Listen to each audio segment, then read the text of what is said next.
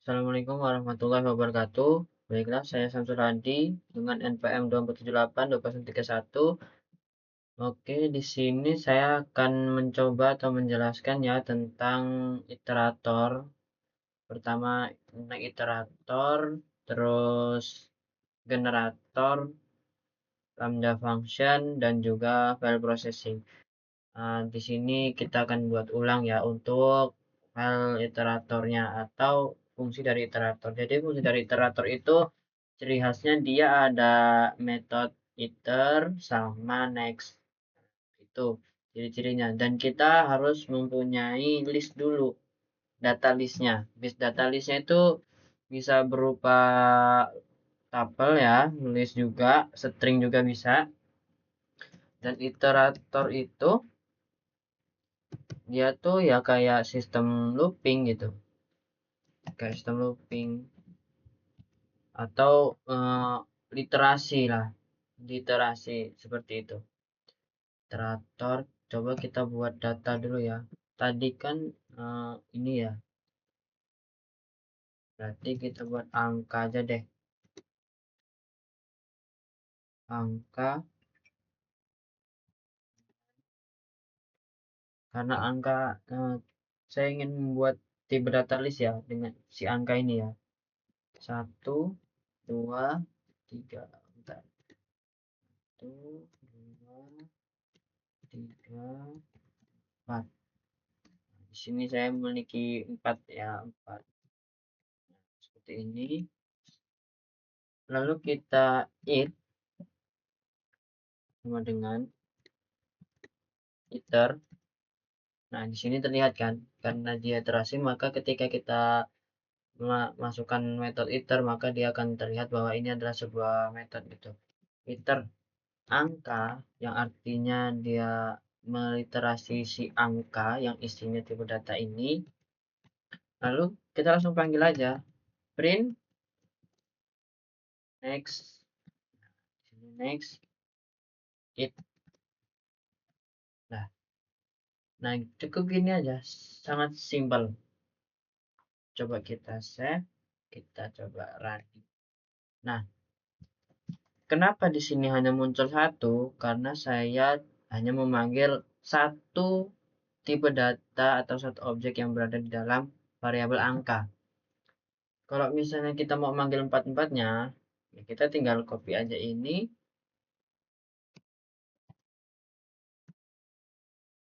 Nah, dia otomatis akan memanggil 4 objek yang tersimpan dalam variabel angka ini. 1, 2, 3, 4. Kalau misalnya kita panggil lagi gimana? Coba, dia tidak akan keluar ya. Kita panggil lagi. Coba kita panggil lagi nih si printnya. Lagi. Saya, tuh. Dia akan ada keterangan stop iteration. Kenapa? Karena proses iterasi itu hanya akan berhenti, hanya akan mencetak ya, atau dia akan otomatis berhenti ketika tipe data atau datanya udah habis gitu. Kalau misalnya ini kita kasih 0,5, 0,5, 0,6, 0,7, mungkin dia masih bisa nyetak. Nah, di sini nih, habis di sini nih. Kalau ini kita hapus, dia akan mencetak. Jadi kita bisa dari sini kita bisa ini ya, ngontrol ya, list tipe apa objek mana yang ingin kita keluarkan, bagian mana, urutan keberapa di sini ya, bisa ya. Terus eh iteration apa iterator juga, dia itu tuh bisa tidak hanya berupa list angka ya, dia bisa berupa string juga ya. Coba kita buat untuk string angsa tipe ini list tapi dia berupa string ya. angsa, bebek, bebek, burung. Nah, coba kita save, lalu kita running. Nah, maka dia akan keluar nih angsa bebek. Karena kita hanya mencetak dua ya, dua tipe data ya. Maksudnya dua objek. Coba kita tiga-tiganya. Nah, dia akan keluar nih. Jadi iterator itu nggak harus angka ya, nggak harus integer atau apa. Ini bisa berupa list, bisa berupa string juga ya. Nah, terus untuk yang kedua yaitu generator. Kita buat dulu file, kita dulu ya. Kita kasih generator.py. Save. Kasih di sini komentarnya generator. Nah, jadi pengertian singkat dari generator ya. Generator itu adalah sebuah fungsi yang menggunakan yield.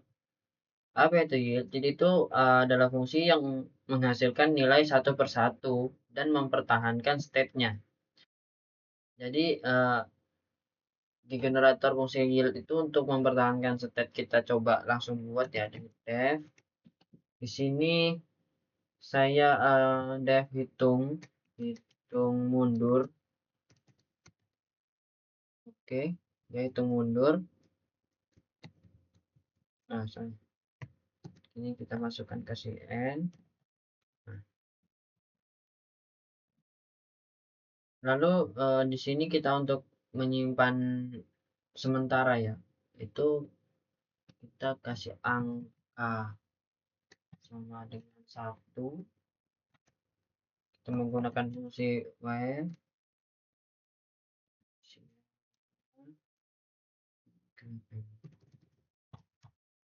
Sini while angka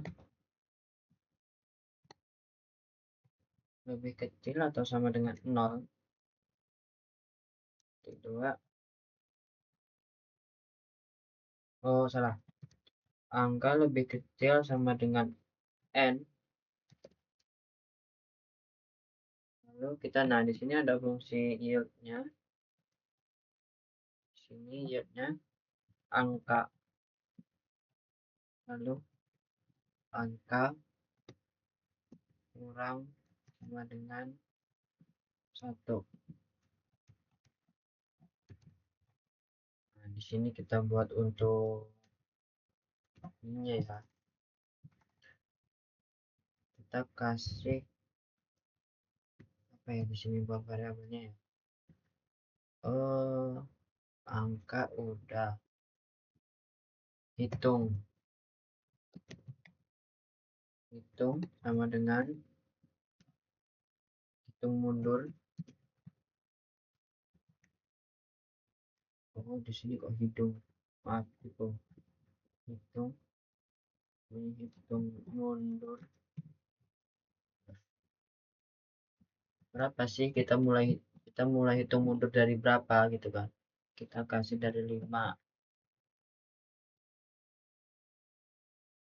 Nah, habis itu kita for i in hitung 2 print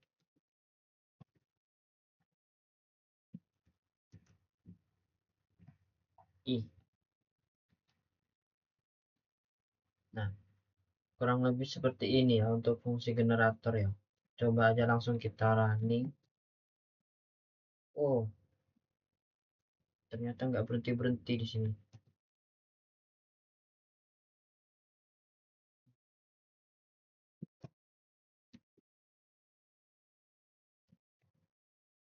Oke, di sini kita coba. Kenapa dia tidak berhenti ya?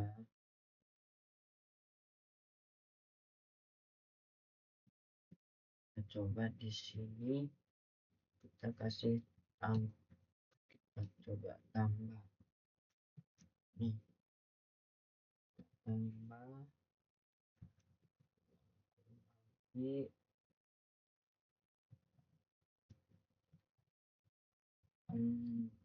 di sini bisa ya dia. Oh, karena tadi kita dari 5 dikurang satu dan loopingnya itu berasal dari 0, maka dia tadi hasilnya akan minus minus minus minus gitu ya. Jadi kalau di sini kalau kita tambah, maka dia akan nambah satu tambah sekian tambah sekian sampai dia sampai 5. Kalau udah ketemu 5, berarti dia udah berhenti. Kalau misalnya ini kita rubah jadi 10, berarti dia sampai 10. Nah, gitu. Di sini kita bisa ubah-ubah ya rumusnya ya.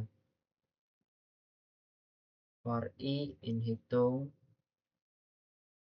Nah, seperti itulah kurang lebihnya untuk generator. Kalau iterator kita pakai fungsi next ya, next next next next. Kalau generator kita menggunakan fungsi yield. Sebenarnya lebih simpel untuk generator ya. Kenapa? Karena kita tidak perlu uh, mengenerate sebuah objek ya, dan manggilnya juga kita nggak perlu nulis banyak print print print print seperti itu.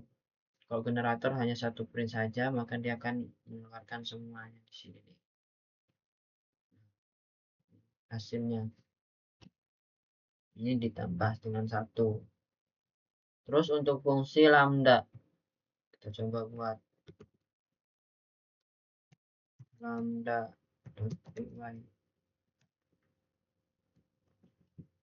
fungsi lambda ya. Jadi lambda itu sebuah fungsi anonimus ya, di mana dia itu tidak memiliki nama dan cukup sederhana sih fungsinya. Hanya satu baris ataupun dua baris seperti itu kan. Jadi namanya lambda tidak mempunyai nama, jadi dia tidak ada def atau definisi ya. Kita coba untuk menambah tambah tambah lambda. Nah, di sini lambda.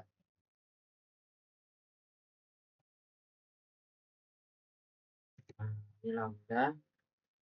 Kita coba pakai x, y, di mana x dan y itu akan kita tambah.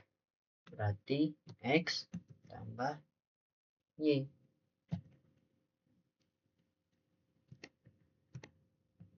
Di sini kan kita belum tahu nih angkanya berapa nih. Kita print tambah. Nah, kita masukkan angka di sini. X-nya itu kita coba aja untuk 3. X-nya itu untuk 8. Terus Y-nya itu 6. Nah, harusnya bisa. Kita coba. Hasilnya adalah 14. Jadi 8 ditambah 6 itu adalah 14. Nah, ini bisa kita tambah lagi. Nah, di sini kita kasih lagi nih Y, Z, umpama. Terus kita di sini mau, tadi kan 16. Nah, di sini coba dikurang Z. Lalu kita masukkan angkanya di sini. Z-nya itu 7. Save. Hasilnya adalah 7. Jadi dia X ditambah Y itu 14. Terus dikurang Z, di mana Z itu adalah 7. 14 dikurang 7 itu 7. Nah, seperti itu. Ini bisa kita tak-atik ya di sini ya rumusnya, tambah kurang bagi. Terus ini kan fungsi lambda untuk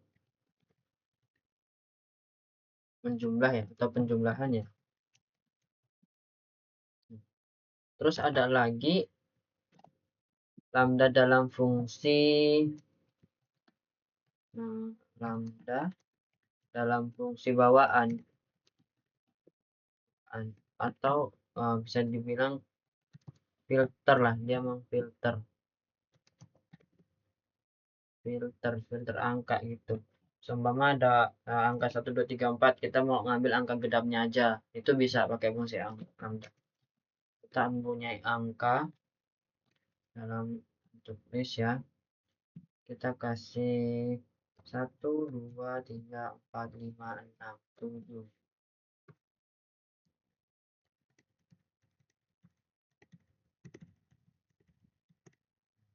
Ini kita punya 7 objek ya, 1 2 3 4 5 6 7.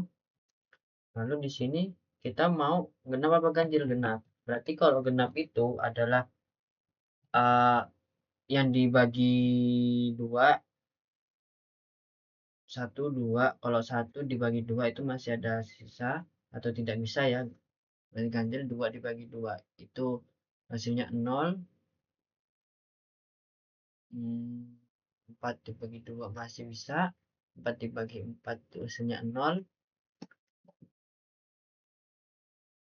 Coba kita list, karena kita mempunyai objeknya berupa list ya. List filter lambda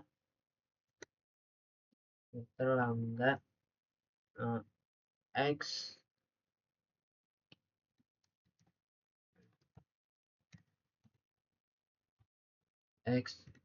nya itu sama dengan dibagi 2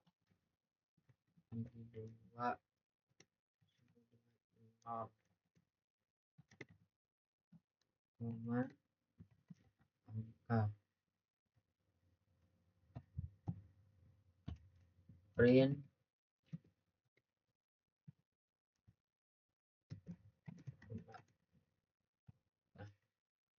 Kita coba ya, dimana kan kita punya nih sebuah objek berupa list nih kan, 1 2 3 4 5 6 7. Nah, kita panggil, kita mau nyari genapnya nih.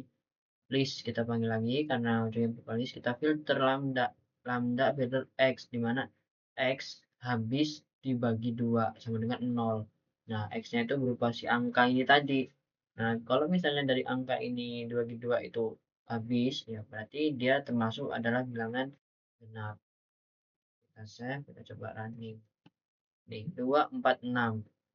Di sini kan ketemu nih 2 4 6. 2 itu bagi 2 habis, 4 bagi 2 sisa 2, dibagi 2 habis, 6 juga sama aja.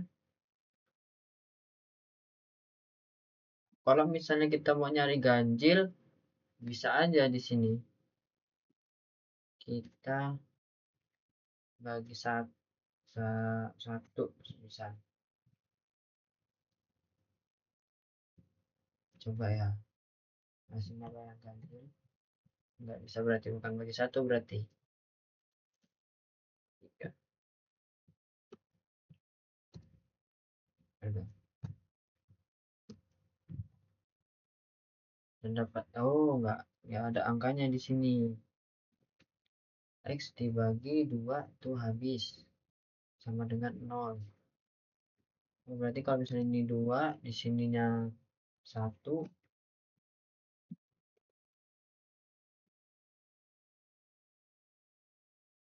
tuh dia yang keluar angka genap.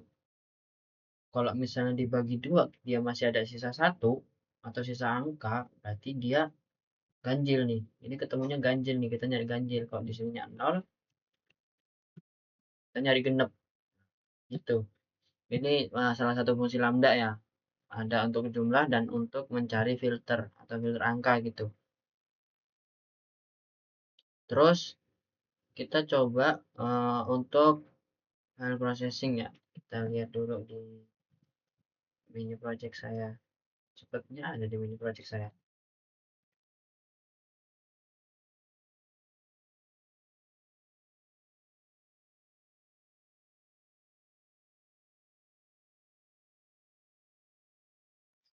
Untuk file processing. Nah, di sini ya. Nah, ini termasuk salah satu file processing ya. Kita menggunakan fungsi write di sini, write ya, itu untuk menulis. Nah, dia akan menulis, lalu di sini ada fungsi read untuk membaca gitu. Jadi ketika dia sudah menulis, Kita panggil lagi untuk membaca di sini nih. Kita coba ya di sini. Nah, kita buat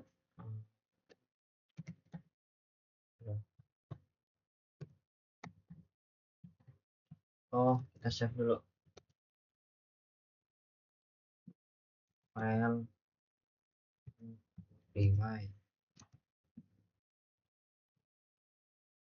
Tadi kan di mini project saya menggunakan file txt ya. Sebenarnya buat file processing itu tidak hanya berupa file txt ya, dia ada .json, juga ada file csv ya, dimana csv itu adalah file dasar atau pembacaan dasar untuk apa namanya Microsoft Excel. Jadi filenya nanti bisa langsung kita buka di Microsoft Excel untuk yang CSV. Nah, di sini saya akan mencontohkan untuk yang txt ya. File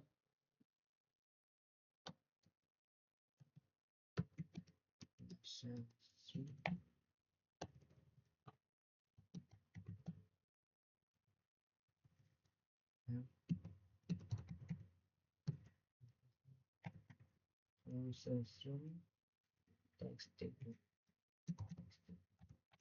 Nah, coba kita buat di sini untuk wait open.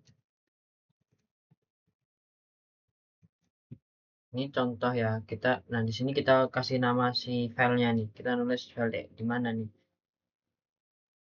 Kita kasih contoh sana kita buat string ya. Contoh txt, nah kita kan belum nulis kan, berarti kita kasih fungsi w atau write untuk menulis. Kalau misalnya kita nggak nulis tahu-tahu baca, apa yang mau dibaca? Simpannya di file. Di sini file dot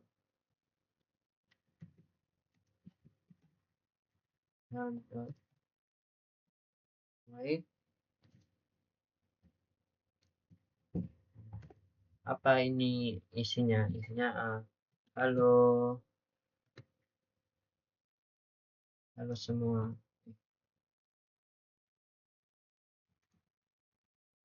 Halo semua. Terus ini bisa aja sih harus semua, cuman kita tambah ya, kayaknya jangan cuman harus semua deh, biar dia turun lagi kita kasih untuk slash n.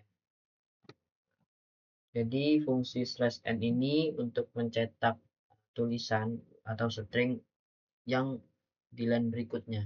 Halo semua, apa kabar? Dunia tipu-tipu, coba ya.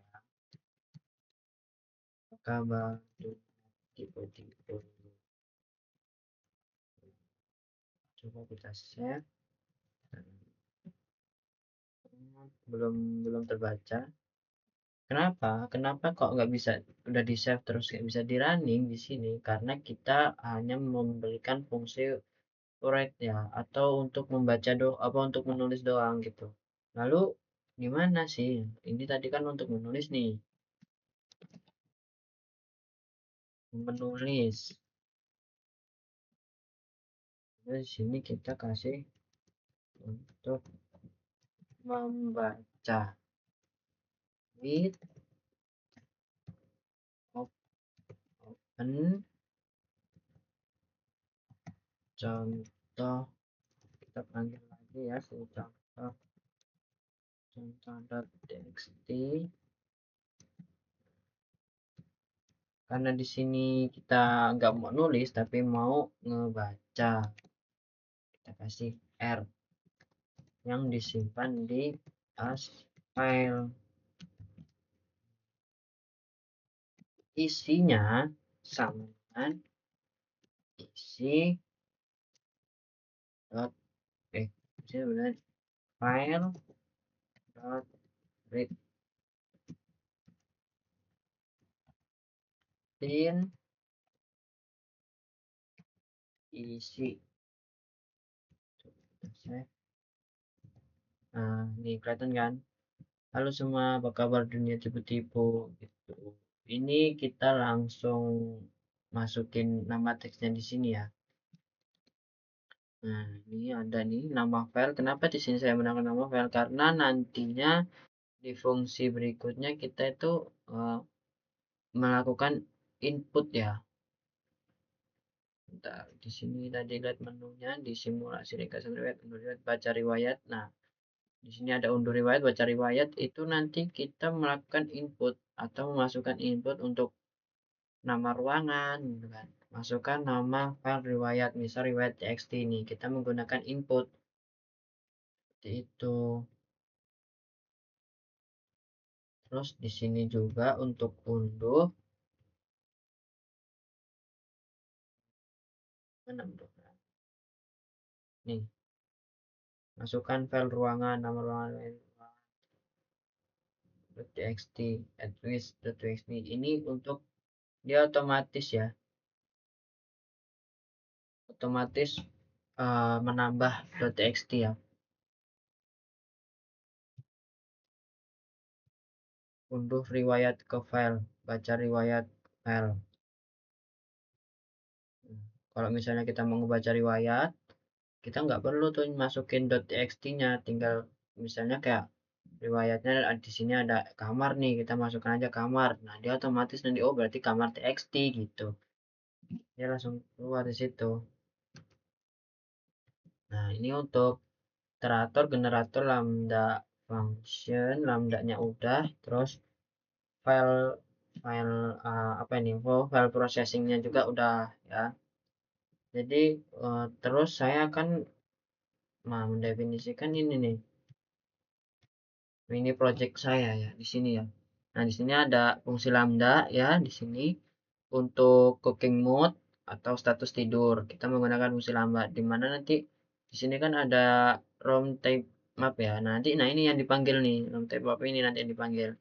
Ini juga si lambda statistiknya nanti yang bakal dipanggil di mana statistik itu menyimpan data ini kan. Di sini ada riwayat data. Nah, ini tadi file processing ya, di mana kita akan menuliskan untuk suhu, waktu, kelembapan gitu ya. Kita tulis. Lalu dibaca riwayat kita menggunakan fungsi read ya untuk membaca waktu, baca suhu, kelembapan, cari ruangan. Nah, kita langsung coba untuk running aja ya.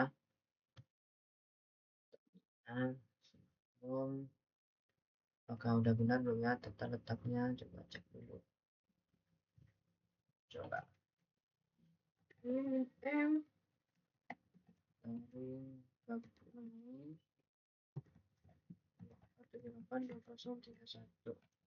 Nah, ini tampilan awal atau tampilan antarmuka ya dari program saya ini.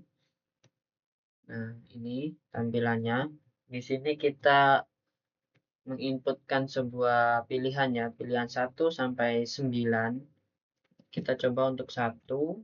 Nah, kita berarti masuk ke pilihan 1. Di sini kita suruh menginputkan untuk ruangan. Nah, ini kan tadi ada ruangan room type map ya. Ini kan isinya kan fitur ya. Nah, fitur. Nah, nih fitur nih. Kitchen, room. Kalau room itu dia nggak ada fiturnya. Nah, kalau kitchen itu dia ada fiturnya nih, cooking mode. Nah, aktif apa enggak gitu. Di tadi, nah di sini kita panggil lagi nih di sini. Oke, kita pilih yang bedroom. Masukkan nama ruangan. Apa nih? Kita nama ruangannya nih. Kamar tidur. Tuh, dia langsung ke room type map ini.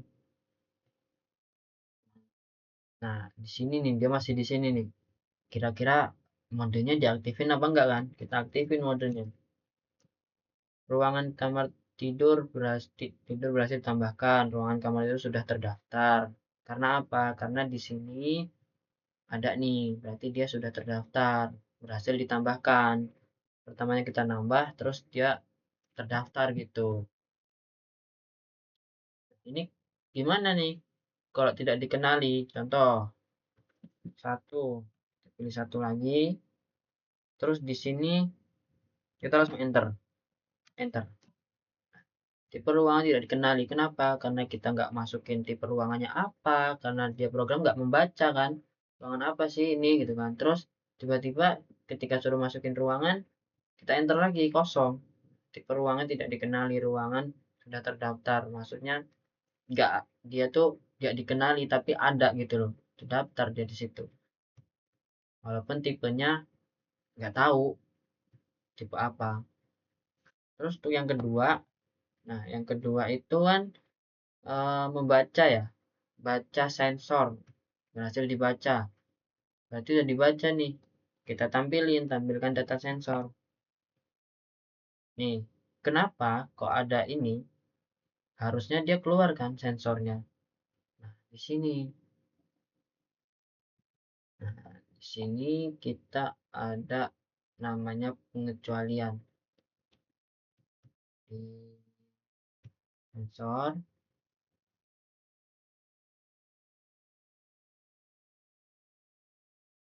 ini untuk bedroom. Nah ini di modul main kita kan memanggil method ini ya, dimana kalau ketika suhu itu lebih besar dari 30 atau ya lebih besar dari 30 derajat, dia akan mencetak value error, suhu kamar terlalu tinggi. Lalu dapat suhunya dari mana? Kita menggunakan import random seperti itu nih. Maka di sini dia akan memunculkan suhu kamar terlalu tinggi. Gimana biar kelihatan? Kita baca lagi sensornya. Kita baca lagi sensornya. Terus kita ambilin lagi. Nah, nih. Kita baca ulang sensornya. Nomor ruangan kamar tidur, suhunya 26,01 derajat Celcius. Kelembabannya 13,61. Mode tidurnya aktif karena tadi kita aktifin kan. Kondisi ideal untuk tidur tidak tidak ideal. Kenapa? Karena di sini kita menggunakan kondisi ideal, ideal for sleep gitu. Nah, itu tadi berarti nggak termasuk ke ideal for sleep. Lalu untuk yang keempat, cari ruangan. Oh salah. Ini terbalik ini. Harusnya harusnya yang keluar itu yang ke-9. Mungkin ada terbalik di sini ya. Sebentar. Fungsi keempat.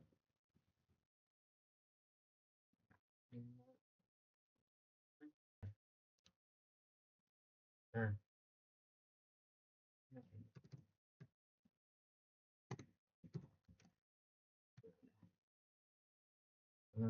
ini aja coba ya.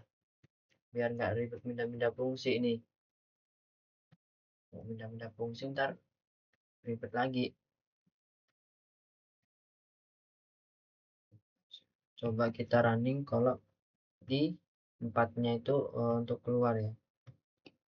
Coba kita ini monitoring dot main 8.1 acak nih.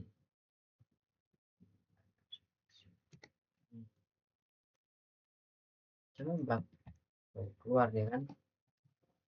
Nah, kita coba ulangin ya tadi ya buat penjelasannya. Jadi fungsi satu dia akan tampilan satu dia kita menginputkan atau memberikan perintah untuk kita menambahkan sebuah ruangan. Kita pilih aja bedroom tadi kan, bedroom, terus kita kasih kamar. Nah, karena kita memasukkan bedroom atau kitchen di mana dia itu memanggil room type map ini sebuah fungsi lambda ya, yang dia ada modenya. ada bedroom itu berarti ada sleep mode atau mode tidur. Kita aktifin nggak mode tidurnya? Kita aktifin, kita baca sensornya. Data sensor berhasil dibaca. Kita tampilkan dong. Nah, ini kondisinya tidak ideal. Karena mungkin terlalu dingin atau terlalu dingin ini mungkin ya. Terlalu lembab. Jadi nggak ideal. Kalau kita keempat, itu dia akan keluar. Coba kita untuk kelima. Simulasi. Nah, kalau misalnya ada dua ruangan, maka di sini dia akan memunculkan data dari dua ruangan. Kita mau simulasi berapa? Satu atau dua gitu. Yang keenam, kita tampilkan. Nah, ini ringkasan riwayat data semua ruangan, atau tadi kan cuma ada satu ruangan tuh. Nah, kita coba nih di semua ruangan nih. Semua ruangan kamar tadi kan. Parameternya segini, minimumnya segini, maksimumnya segini, dan rata-ratanya segini. Sampel datanya satu dari satu data. Satu ruangan dan satu data. Tanggalnya di sini ada ya. Terus ini tanggal ini kita menggunakan di sini kan mana ya? Nah, ini nih data tem new, di mana dia akan mengambil data tem terbaru dari sekarang. Tuh. Nah, sekarang itu tanggal berapa, hari apa, tahun berapa gitu. Dan di sini ada jamnya juga. For time, string time. Terus kita coba unduh nomor 7 ya. Simpan semua ruangan. Ada dua pilihan nih. Ruangan, kita kalau milih nomor satu, kita cuma nomor satu doang. Kalau yang dua, kita semua nyimpan. Kita pilih dua deh, semua deh. Tuh. Ruang bermain di sini kelihatan nih, kamar tidur, kamar, riwayat kamar, ruang bermain, ruang tamu. Terus coba kita baca baca dari file yang telah kita isi, yang kita unduh ya. Dari file yang kita unduh, kita coba baca kamar. Lihat suhunya dan kelembabannya di kamar, waktunya sekian sekian, suhunya sekian. Dan kita baca lagi deh yang udah kesimpan. Ruang bermain, ruang bermain, karena udah kita simpen ya, harusnya dia keluar. Nah, ini ruang bermain, data berhasil dari ruang bermain. Tuh, banyak datanya. Coba kita ruang tamu 8, ruang tamu. Di sini juga nih, ada ruang tamu.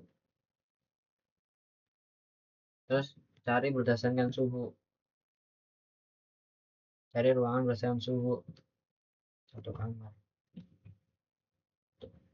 Tidak ditemukan data dengan suhu 1 derajat Celcius di semua ruangan.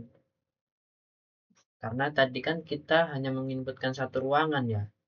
Nah, cari ruangan berdasarkan suhu, dia tidak mengambil atau mencari ruangan yang sudah kita unduh, tapi dia akan mencari ruangan yang dia tuh menyimpan di penyimpanan program.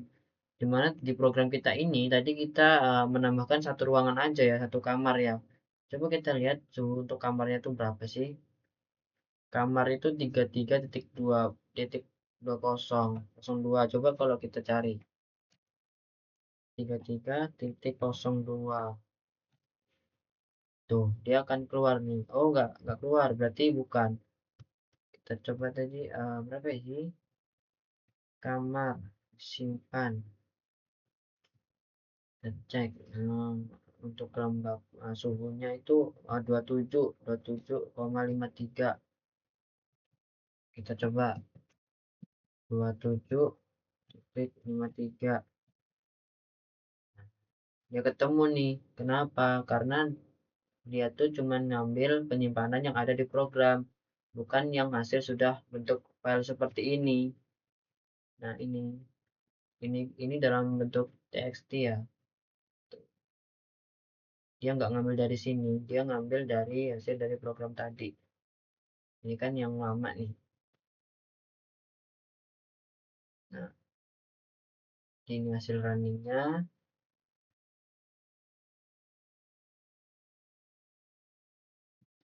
Tadi ada sebenarnya di sini mungkin kekurangan saya ya, karena menempatkan fungsi untuk logout atau keluar di nomor 4.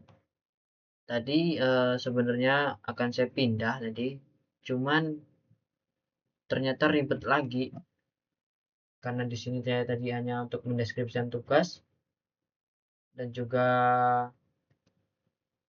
tadi fungsi tentang lambda sudah selesai. Mungkin cukup sekian ya.